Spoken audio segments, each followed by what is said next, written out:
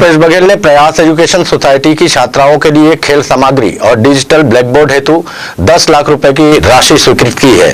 गौरतलब है कि रक्षाबंधन के अवसर पर मुख्यमंत्री भूपेश बघेल के निवास कार्यालय में प्रयास एजुकेशन सोसाइटी टीकरापारा रायपुर की छात्राओं ने मुख्यमंत्री से मुलाकात कर उन्हें राखी बांधी। प्रदेश के मुखिया भूपेश बघेल के जन्मदिन को कांग्रेस पार्टी की छात्र इकाई एनएसयूआई ने गौरव दिवस के रूप में मनाया। इसके तहत प्रदेश के अलग अलग जिलों में 60 अलग अलग कार्यक्रमों का आयोजन किया गया। बिलासपुर के कोटा थाना क्षेत्र में पटैता के जंगल में लाखों रुपए का जुआ चल रहा था। पुलिस के पहुंचते ही 40 में से अधिकांश जुआरी लाखों रुपए समेटकर भाग निकले। सिर्फ 7 जुआरी ही पुलिस के हाथ लगे, जिससे 85,000 रुपए नकदी व ताशपत्ती जब्त की गई। बिलासपुर के एक किसान ने ग्रामीणों की मदद से मछली पालन के लिए अपने तालाब में डेरा जमाए 6 फीट के मगरमच्छ को पकड़कर वन विभाग को सौंप दिया। पूरा मामला बिल्हा विकासखंड के ग्राम पंचायत खैरखंडी का है। कांकेर में बाल खाल के साथ तस्कर को पकड़ने की वन विभाग की कार्रवाई अब विवादों में फंसती जा रही है। आरोप लग रहे हैं कि अफसरों ने मुख्य आरोपी को छोड़ दिया और उसकी जगह किसी दूसरे को या उनके सहायक को मुख्य आरोपी बनाकर जेल भेज दिया है। रायपुर में करंट की चपेट में आने से 8 मवेशियों की जान चली गई। यह घटना पुरानी बस्ती थाना इलाके के भाटा गांव क्षेत्र की है। घटना के बाद लोगों का गुस्सा बिजली विभाग पर फूटा, क्योंकि एक तार के गिरने की वजह से यह हादसा हुआ था। भिलाई में ब्लास्ट फर्नेस 4 में नियमित उत्पादन शुरू करने के बाद प्रबंधन ने ब्लास्ट फर्नेस 7 को शनिवार की रात से कैपिटल रिपेयर में ले लिया है। रिपेयर का काम 150 दिन तक चलेगा। इस दौरान बेहतर हॉट एयर के लिए स्टोर ऑटोमेशन सिस्टम भी लगाए जाएंगे। भिलाई में जिला कुष्ठ रोग विभाग 28 नवंबर 2020 से घर घर कुष्ठ रोग के कंफर्म मरीजों को ढूंढ रहा है। 22 जुलाई 2021 से भिलाई शहरी क्षेत्र की 7 लाख आबादी का सर्वे जारी है। 30 दिनों में सर्वे के लिए लगाए गए 580 दल शहर के 5,83,000 लोगों से मिलकर कुष्ठ रोग के 35 कंफर्म मरीज मिले हैं। भिलाई जिले में अभी तक 729 मिलीमीटर बारिश होनी थी, लेकिन इसके स्थान पर अभी सिर्फ 776 मिलीमीटर पानी गिरा है, या सामान्य से 7% कम है। लंबी जद्दोजहद के बाद सरकारी इंग्लिश मीडियम स्कूलों में 236 संविदा शिक्षक की भर्ती के लिए इंटरव्यू 25 से 28 अगस्त के बीच होने हैं। शिक्षा विभाग ने इंटरव्यू की तारीख घोषित कर दी है। इंटरव्यू के लिए लिखित परीक्षा के बाद 1225 उम्मीदवारों की सूची जारी की गई है। यात्रियों की सुविधा को देखते हुए रेलवे प्रशासन ने दुर्ग नौतनवा एक्सप्रेस में एक अतिरिक्त स्लीपर की व्यवस्था की है। यह सुविधा 27 अगस्त तक रहेगी। बिलासपुर जिले में अब तक सामान्य से केवल 2% अधिक वर्षा हुई है, लेकिन यह प्रदेश के 22 जिलों से ज्यादा है। केवल सुकमा, सूरजपुर, कबीरधाम और बेमेतरा में ही बिलासपुर जिले से ज्यादा वर्षा हुई है। छत्तीसगढ़ के सूरजपुर में सोमवार को एसीबी टीम ने एसडीएम कार्यालय में पदस्थ क्लर्क को 5,000 रुपए घूस लेते हुए रंगे हाथों गिरफ्तार किया। क्लर्क ने जमीन डाइवर्सन के लिए 50,000 रुपए की मांग की थी। रायपुर के खमतराई इलाके में 2 युवकों की हत्या का मामला प्रकाश में आया है। पहली लाश नहरपारा इलाके में, जबकि दूसरी लाश नीम डबरी तालाब के पास मिली। एक मामले में पुलिस ने आरोपी को गिरफ्तार कर लिया, जबकि दूसरे मामले में आरोपियों की तलाश जारी है। पिछले दिनों दुर्ग में देर रात बर्थडे पार्टी के जश्न में गोली चलने से एक छात्र की मौत हो गई है। छात्र अपने दोस्तों के साथ 18वां जन्मदिन सेलिब्रेट कर रहा था। इस दौरान घर में रखी बंदूक को लोड अनलोड करते समय गोली चल गई। घटना वैशाली नगर थाना क्षेत्र की है। मुख्यमंत्री भूपेश बघेल के जन्मदिन पर प्रदेश में पहली बार नौकायन दौड़ का आयोजन किया गया, जहां 80 मछुआरों ने भाग लिया। दौड़ की कुल दूरी 150 मीटर थी। आयोजन पर मुख्यमंत्री भूपेश बघेल और विधायक विकास उपाध्याय भी मौजूद रहे। जांजगीर चांपा जिले के ग्रामीण अंचलों में इन दिनों बरहा यानी जंगली सुअरों का आतंक लोगों को खासा परेशान कर रहा है। यहाँ आए दिन जंगली सुअर किसी न किसी ग्रामीण को घायल कर रहे हैं। खेत में किसानों द्वारा लगाई गई फसल को भी जंगली सुअर काफी नुकसान पहुंचा रहे हैं। कोंडागांव जिला साहू संघ के 3 वर्षीय कार्यकाल के नवनिर्वाचित पदाधिकारियों और कार्यकारिणी के शपथ ग्रहण समारोह में सांसद दीपक बैज शामिल हुए, जहां सांसद बैज ने कहा कि साहू समाज को संगठित होकर काम करना होगा। दोस्ती के प्रतीक का पर्व भोजली त्योहार को हर साल की तरह रक्षाबंधन के दूसरे दिन छत्तीसगढ़ के गांवों और शहरों में धूमधाम से मनाया गया। छत्तीसगढ़ में मनाया जाने वाला भोजली का ऐसा त्योहार मित्रता का प्रतीक है, जिसे जीवन भर निभाने का संकल्प लिया जाता है। बस्तर क्षेत्र के दर्जनों गांवों का संपर्क मुख्य मार्गों से कट गया है। ग्रामीणों को जरूरी कार्यों के लिए भी गांव से निकलने में काफी दिक्कत हो रही है। नाले से दोपहिया वाहनों को पार करवाना भी काफी कठिन हो गया। स्थानीय लोगों की मदद से लकड़ी से लटकाकर दोपहिया वाहनों को पार करवाना पड़ रहा है। छत्तीसगढ़ में भले ही कोरोना के मामले अब कम हो गए हों, लेकिन अब भी ये पूरी तरह से हमारे बीच से नहीं गया है। इसी को लेकर एक अवेयरनेस कार्यक्रम शहर के भगत सिंह चौक में एक निजी होटल द्वारा चलाया गया। इस कार्यक्रम के जरिए लोग यमराज और कोरोना जैसे गेटअप में नागरिकों को जागरूक करते नजर आए। राजधानी रायपुर में सोमवार को 2 हत्याएं हुई। दोनों ही वारदात खमतराई थाना क्षेत्र में सामने आई है। घटना के बाद इलाके में दहशत का माहौल है। जानकारी के मुताबिक पहली घटना बनपुरी की है, वहीं दूसरी घटना नीम डबरी तालाब की है। अवैध रूप से मिट्टी तेल रखकर उसकी कालाबाजारी करते आरोपी को आमानाका पुलिस ने गिरफ्तार किया है। आरोपी के खिलाफ आवश्यक वस्तु अधिनियम की धारा के तहत मामला दर्ज किया गया है। राजधानी रायपुर के तेलीबांधा थाने में चाकूबाजी की वारदात की रिपोर्ट दर्ज की गई है। बताया जा रहा है मामूली विवाद के चलते एक युवक को चाकू मारकर बुरी तरह घायल कर दिया गया। घटना के बाद युवक को गंभीर हालत में अस्पताल में भर्ती करवाया गया है। गरियाबंद जिले के कई इलाकों के किसान खाद न मिलने से काफी परेशान हैं। किसानों को वर्तमान समय में अपनी फसलों में डालने के लिए खाद की आवश्यकता है, मगर इन्हें खाद उपलब्ध नहीं हो पा रहा है। ये किसान अगर सही समय में अपनी फसलों में खाद नहीं डाल पाएंगे तो इनकी फसल बर्बाद हो जाएगी।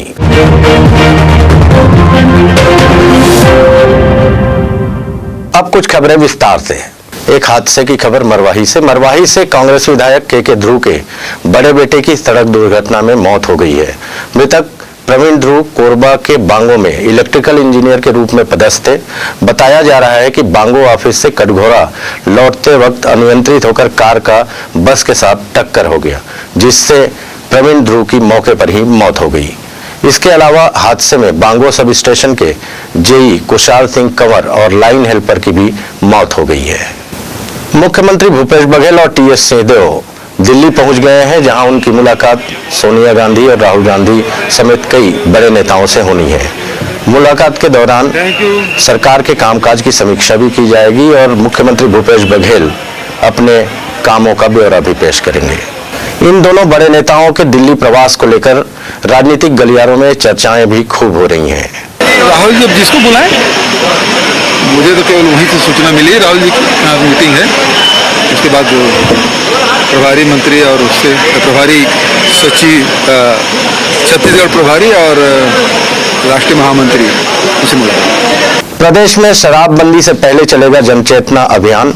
महिला कमांडो को किया जाएगा सशक्त। नशा मुक्ति के लिए समाज कल्याण विभाग के पास 10 करोड़ रुपए, नशा मुक्ति केंद्रों को की भी बढ़ाई जाएगी संख्या। राज्य सरकार ने पूर्ण शराबबंदी पर विचार करने के लिए 3 समितियों का गठन किया है।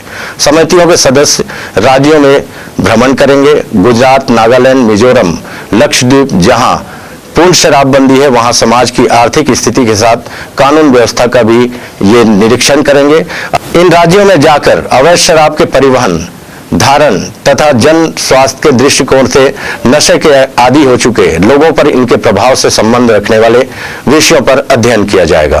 प्रदेश के गौठानों की स्थिति पर अब कांग्रेस संगठन भी नजर रखेगी। गौठानों की मॉनिटरिंग के साथ फीडबैक लेना। संगठन पीसीसी की ओर से सभी ब्लॉकों के गौठान प्रभारी नियुक्त करने की प्रक्रिया लगभग पूरी हो चुकी है। ज्यादातर ब्लॉकों के नाम पीसीसी को भेज दिए गए हैं। इन नामों पर संगठन की मुहर लगने के बाद संबंधित गौठान प्रभारियों की प्रदेश स्तरीय बैठक की तैयारी भी की जा रही है। रायपुर कलेक्टर द्वारा गणेश पूजा को लेकर पारित नियमों में संशोधन की मांग को लेकर आज शिवसेना रायपुर जिला इकाई द्वारा कलेक्टर को ज्ञापन सौंपा जाएगा। तालिबानियों के द्वारा अफगानिस्तान में हो रहे महिला क्रूरता के खिलाफ शिवसेना की महिला सेना इकाई द्वारा आज जय स्तंभ चौक में प्रदर्शन किया जाएगा। आज भारतीय जनता पार्टी के सहकारिता प्रकोष्ठ की प्रदेश कार्य समिति की बैठक कुशाभाऊ ठाकरे परिसर में होनी है, जिसमें प्रमुख रूप से भाजपा के पूर्व मुख्यमंत्री डॉक्टर रमन सिंह, प्रदेश अध्यक्ष विष्णु देसाई, नेता प्रतिपक्ष धर्मलाल कौशिक सहित संगठन से जुड़े नेता शामिल होंगे। बताया जा रहा है कि इस बैठक में केंद्र सरकार की उपलब्धियां एवं प्रदेश की कांग्रेस सरकार की विफलताओं को उजागर किया जाएगा और इसके विरुद्ध राजनीतिक प्रस्ताव भी लाया जाएगा। उक्त बैठक में संगठनात्मक चर्चा के साथ साथ कांग्रेस सरकार की विफलताओं को जन जन तक पहुंचाने हेतु कार्यकर्ताओं को प्रेरित किया जाएगा। जांजगीर चांपा जिले के किसान इन दिनों खाद की समस्या से जूझ रहे हैं। जिले भर के किसानों को अपनी धान की फसल को बचाने के लिए ब्लैक में खाद खरीदना पड़ रहा है। इस समस्या को लेकर जयजयपुर विधायक केशव चंद्रा ने कलेक्टर से मुलाकात की और किसानों को शीघ्र खाद उपलब्ध कराने की मांग की। जी, खाद की समस्या को लेकर के मैं कलेक्टर साहब के पास आया था। अब पूरे छत्तीसगढ़ में खाद की गंभीर स्थिति है। खेती का एक खरीफ फसल का महत्वपूर्ण समय है। सरकार हरित क्रांति की बात करता है, विपुल उत्पादन की बात करता है, और ये जांजगीर चांपा जिला 85% सिंचित जिला है। यहाँ पानी की कोई कमी नहीं है। खाद नहीं मिलने के कारण निश्चित रूप से हमारा फसल जो है प्रभावित होगा। दुर्भाग्य की बात है कि भारतीय जनता पार्टी, जिसका केंद्र में सरकार है, वो भी आंदोलन कर रहे हैं खाद नहीं है करके, और कांग्रेस जिसका प्रदेश में सरकार है, उनके भी कार्यकर्ता लोग आंदोलन कर रहे हैं खाद की कमी है करके। तो मेरे समझ से बाहर है कि ये खाद किससे मांग रहे हैं और खाद किसानों को कौन देगा। ये संशय की स्थिति में किसान लोग हैं। हम अपने विधानसभा क्षेत्र के लिए लड़ रहे हैं, कहीं से भी हो खाद उनको दिलवाएंगे। खाद नहीं मिलेगी तो किसानों की तो गंभीर स्थिति होगी, क्योंकि व्यापारी लोग जो है 266 रुपये के यूरिया 500 रुपये में बेच रहे हैं, 1200 रुपये का DAP 1800 रुपये में बेच रहे हैं। ऐसी परिस्थिति में अगर खाद नहीं मिलता है तो हमारे पास एकमात्र रास्ता है, आज सड़क के आंदोलन करेंगे। सड़क पे आकर के किसानों की आवाज को जो है बुलंद करने का काम करेंगे। जांजगीर नैला नगर पालिका में प्लेसमेंट कर्मचारियों की भर्ती मामले में भाजपा पार्षदों ने मोर्चा खोल दिया है। भाजपा पार्षदों ने नगर पालिका CMO पर फर्जीवाड़ा कर गलत तरीके से प्लेसमेंट कर्मचारियों के ठेका देने का आरोप लगाया। उन्होंने राज्यपाल के नाम कलेक्टर को ज्ञापन सौंपते हुए मामले की जांच करवाने की मांग की है।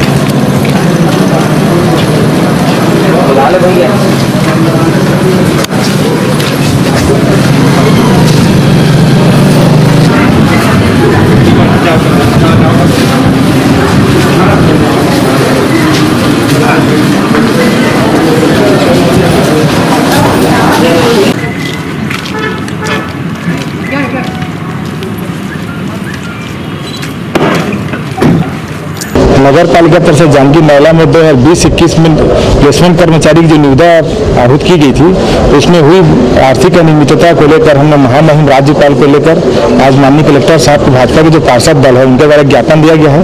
उस निविदा में अपात्र फर्म को कार्यादेश देकर अत्यधिक दर पर भुगतान भी किया गया है। इसकी पूरी जानकारी हमने उनको दी है। कलेक्टर साहब ने हमको आश्वासन भी दिया है कि इसकी जाँच पूरी कराई जाएगी, और उसी संज्ञान में लाते हुए हमने महामहिम के नाम से ज्ञापन दिया। इसमें जो अपात्र फर्म, इसको जो पिछली जो लास्ट परिषद की बैठक हुई थी सामान्य से बैठक में, उसको हमने संपूर्ण दस्तावेज के अभाव में आगामी बैठक तक टाल दिया गया था कि जब तक संपूर्ण दस्तावेज उपलब्ध नहीं हो जाते उक्त प्रस्ताव को आगामी बैठक तक स्थगित किया जाए।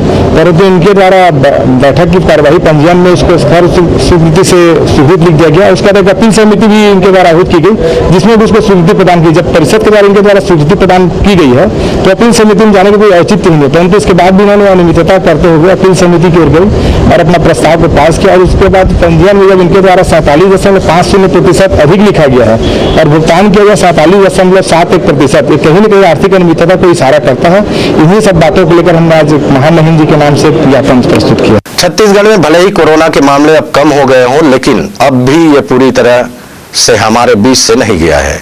इसी को लेकर एक अवेयरनेस कार्यक्रम राजधानी रायपुर के भगत सिंह चौक में चलाई गई। ये कार्यक्रम एक निजी होटल के द्वारा चलाया गया। इस कार्यक्रम के जरिए लोग यमराज और कोरोना जैसे गेटअप में नागरिकों को जागरूक करते नजर आए। इनके द्वारा मास्क न पहनने वालों को मास्क और सैनिटाइजर वितरण किया गया। साथ ही जिन लोगों ने दोनों वैक्सीन लगा ली है उनको चॉकलेट देकर उनकी हौसला अफजाई भी की गई। तो उसको ध्यान में रखते हुए हमने ये पूरा आज आयोजन किया है, जिसमें आप देख सकते हैं कि हमारे कलीग यमराज मोहम्मद शमीम नाम है इनका, यमराज के वेशभूषा में है। कुछ लोग कोरोना बन के यहाँ पे आए हैं लोगों को दिखाने के लिए। कोरोना अभी गया नहीं, अभी भी है।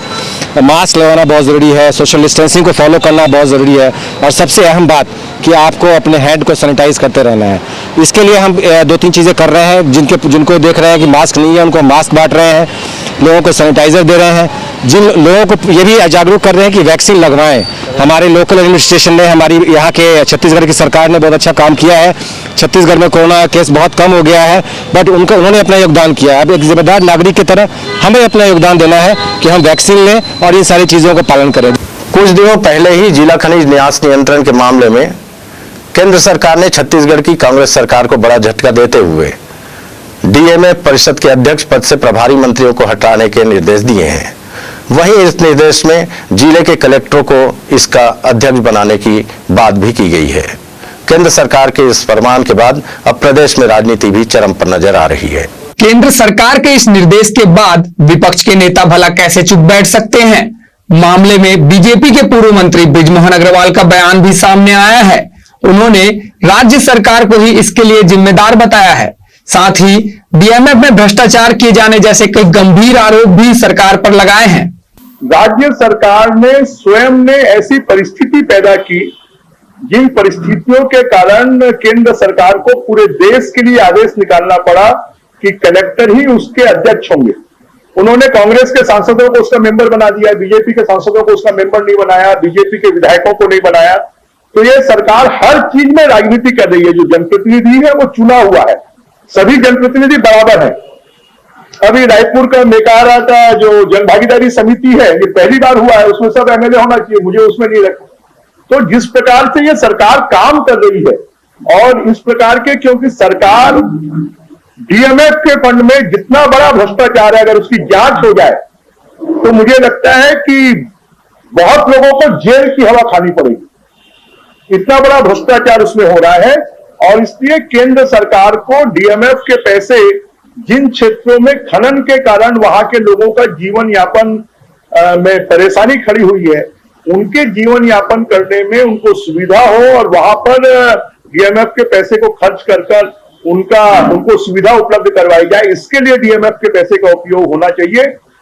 परंतु छत्तीसगढ़ की जो सरकार है वो अपने स्वयं के और अपने कार्यकर्ताओं के स्वार्थ के लिए डीएमएफ के का उपयोग लगातार कर रही थी। उसमें भारी भ्रष्टाचार हो रहा था और इसलिए केंद्र सरकार को ये निर्णय लेना पड़ा। केंद्र के फरमान और पूर्व मंत्री के बयान को लेकर कांग्रेस की खींच भी साफ साफ नजर आ रही है।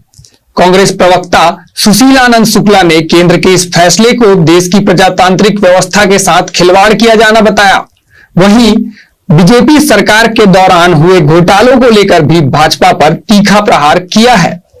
देखिए, यदि 15 साल के भ्रष्टाचार के जांच कर दी जाए तो भारतीय जनता पार्टी के लगभग आधी से ज्यादा पूरी पार्टी जेल के भीतर में रहेगी। नान घोटाले में कौन भीतर रहेगा सभी जानते हैं। जल के मामले में कौन भीतर रहेगा सभी जानते हैं। तो घोटाले की तो जनक है भारतीय जनता पार्टी। जहां तक डीएमएफ का सवाल है तो डीएमएफ में भारतीय जनता पार्टी की केंद्र सरकार ने जो किया वह लोकतांत्रिक प्रणाली के विरोध में है। देखिए, निर्वाचित जनप्रतिनिधियों के ऊपर में यदि आप प्रशासन तंत्र को, प्रशासनिक अधिकारियों को ऊपर बैठाने की कोशिश करेंगे तो कहीं न कहीं आप देश के प्रजातांत्रिक व्यवस्था के साथ खिलवाड़ कर रहे हैं।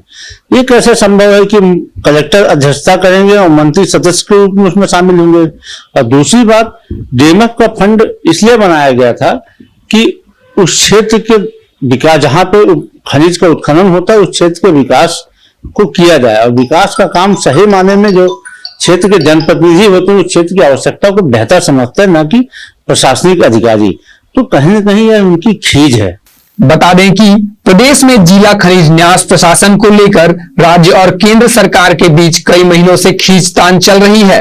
सबसे पहले केंद्र सरकार ने 23 अप्रैल को दिशा निर्देश जारी कर डीएमएफ शासी परिषद का अध्यक्ष कलेक्टरों को ही बनाने को कहा। वहीं प्रभावित क्षेत्रों के जनप्रतिनिधियों को सदस्य के तौर पर शामिल किए जाने को निर्देशित किया था, जिसके बाद जून में राज्य सरकार ने केंद्र को पत्र भेजकर इस पद पर प्रभारी मंत्रियों को ही बने रहने का आग्रह किया। इसके बाद भी कई पत्राचार केंद्र और राज्य सरकार के बीच हुए, लेकिन केंद्र ने अपना फैसला नहीं बदला। अब देखना यह होगा कि इसे लेकर राज्य सरकार का अगला कदम क्या होता है। अब लेते हैं एक छोटा सा ब्रेक।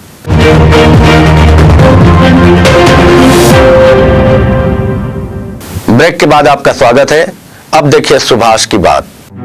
बात की बात में याद आ जाती है कोई ना कोई बात, कभी जाहिर सी बात तो कभी राज की बात।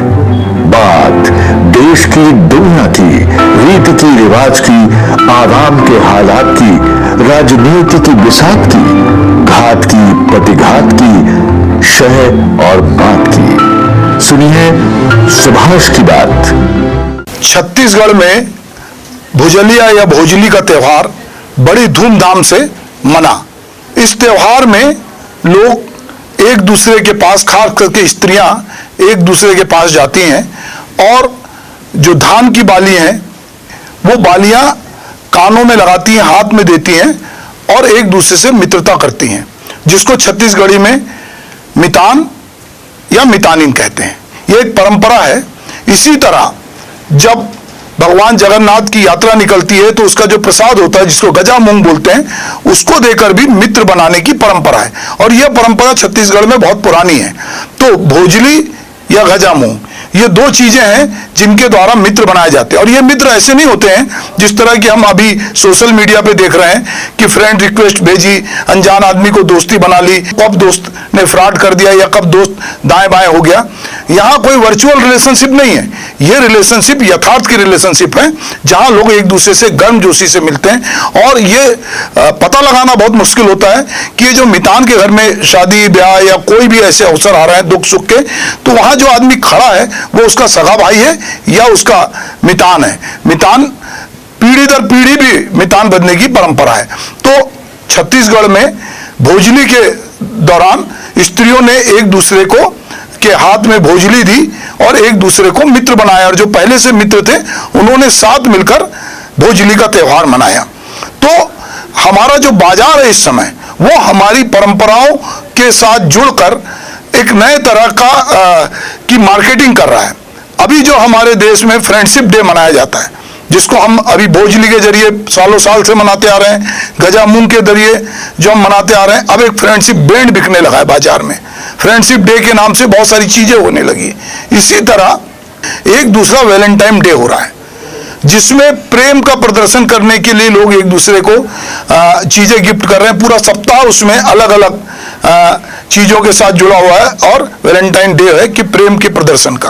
प्रेम दरअसल बहुत एकागी होता है और हम किसी से प्रेम करते हैं तो उसकी बहुत ज्यादा अभिव्यक्ति नहीं करते हैं कि पल पल मेरे शेरों में ढली मोम की गुड़िया, हर उम्र में गुड़िया सी लगी मोम की गुड़िया, धोखे से ना आ जाए कहीं नाम जुबा पर, बदनाम ना हो जाए मेरी मोम की गुड़िया। पर यहाँ प्रेम का प्रदर्शन है, प्रेम का दिखावा है। प्रेम कम है, प्रेम का दिखावा ज्यादा है। यहाँ बाजार है और एक बहुत बड़ा बाजार है, जिसमें चाहे वैलेंटाइन डे हो, चाहे फ्रेंडशिप डे हो, इधर हम परंपरा से पुरखों को, पितृ पक्ष में पुरखों को याद करते हैं। अपने पुरखों के लिए उसी तरह का भोजन आदि निकालते हैं कि हमारे पुरखे आएंगे और उसे ग्रहण करेंगे। ये हमारी एक मान्यता है। पर अब फादर्स डे हो रहा है, मदर्स डे हो रहा है। हमारे यहाँ माँ हमारे लिए सबसे ऊपर है। हम माँ, जब भी हमको कोई चोट लगती है, किसी प्रकार का कुछ होता है, तो हमारे मुंह से माँ निकलता है। तो उस माँ का भी डे हो रहा है, फादर्स डे हो रहा है, तरह तरह के डे आ रहे हैं। दरअसल इनके पीछे जब हम जाएंगे तो हमको पता चलेगा कि यहाँ कहीं ना कहीं बाजार की ताकतें हैं। और बाजार उन चीजों को देखता है कि बड़ा बाजार, हिंदुस्तान इस समय पूरे दुनिया में एक बड़ा बाजार है, जहां पर सारी मल्टीनेशनल कंपनियां आना चाहती हैं, सारे बड़े प्रोडक्ट आना चाहते हैं, क्योंकि यहाँ पर जो लोग खरीदार हैं वो बड़ी संख्या में। तो हम अपनी परंपरा से कहीं कहीं कट रहे हैं। पर छत्तीसगढ़ में अच्छी बात यह है कि भोजलिया का त्यौहार, और आसपास के राज्यों में भी भोजली का त्यौहार मनाया जाता है। लोग एक दूसरे से गले मिलते हैं, एक दूसरे के हाथ में भोजलिया देते हैं। इसी तरह गजा मूंग देते हैं, उसका प्रसाद एक दूसरे ग्रहण करते हैं। और वो मित्रता कोई क्षण भर की मित्रता नहीं होती, वो कोई फ्रॉड वाली मित्रता नहीं होती, वो एक जीवन के साथ चलती है, ताउम्र चलती है। और पीढ़ी दर पीढ़ी भी मैंने देखा है कि छत्तीसगढ़ में लोग कहते हैं कि ये मेरे पिता का मितान है, ये मेरी माँ की मितानिन है, और एक दूसरे के घर जाके लोग रहते हैं। और सालों साल बाद पता चलता है कि ये मेरी सगी मौसी नहीं है, ये मेरे सगे चाचा नहीं है। इस तरह के रिश्तों की गहराई है। तो ये त्यौहार छत्तीसगढ़ में, भोजलिया का त्यौहार बहुत धूमधाम से मना। सब लोगों ने गंगा के बहाने तालाब के किनारे जाकर, पानी के नजदीक जाकर भोजलियों का विसर्जन किया, और सर पे टोकनी लेके लोग एक दूसरे से मिले, खुशियां मनाई, नाचा। बहुत सारे लोकगीत भी इसके बने हुए हैं। तो एक ऐसा त्यौहार जो बाजार की तमाम ताकतों के बावजूद अपनी परंपरा से जीवित है। तो हमें ये बात समझना पड़ेगा सब लोगों को कि बाजार हमारी जरूरतों को दिन पे दिन बढ़ा रहा है। वो हमें ऐसी इच्छाएं जागृत कर रहा है कि हमको लगता है ये पहली बार है। और जो लोग अपने इतिहास से, अपनी परंपरा से जुड़े नहीं है, खास करके नए लोग, तो उनको लगता है कि जो कुछ हो रहा है वो फ्रेंडशिप डे पे हो रहा है, जो कुछ हो रहा है वैलेंटाइन डे पे हो रहा है, जो कुछ हो रहा है फादर्स डे पे हो रहा है, जो कुछ हो रहा है मदर डे पे हो रहा है। तो ये सारी चीजों से अगर हम अपनी परंपरा से अपने यूथ को जोड़ेंगे, अपने बच्चों को जोड़ेंगे, तो निश्चित रूप से वो हमारी परंपरा से, हमारे तीज त्योहार से वाकिफ होंगे। छत्तीसगढ़ में ये परंपरा बहुत समृद्ध है, ये परंपरा बनी रहे। जय जोहार संगवारी हो। छत्तीसगढ़ में हमार सावन में भोजली गीत के मजा ही कुछ अलग है और हम ऐसा गाथन अपन भोजली गीत ला। देवी गंगा लहर तुरंगा हमारे भोजली दाई के भिजे ठोंगा। देवी गंगा सोन के कलशामा गंगा जल पानी आवो बैठो आसनमा भोजली महारानी। आई गईस पुरायो बोहाई गईस मलेगी हमर भोजली दाई के सुन सुन के कलेगी। देवी गंगा आशा खेलिन पासा खेलिन औ खेलिन डंडा हमर भोजली दाईला कैसे करबो ठंडा। नानकुन हसिया के जरहारे बीठे जियत जागत रहिबो भोजली होई जाही भेटे। देवी गंगा देवी गंगा देवी गंगा लहर तुरंगा हमर भोजली दाई के भिजे ठोंगा। देवी गंगा। इस बुलेटिन में फिलहाल इतना ही। मुझे दीजिए इजाजत। आप देखते रहिए VIP न्यूज। नमस्कार।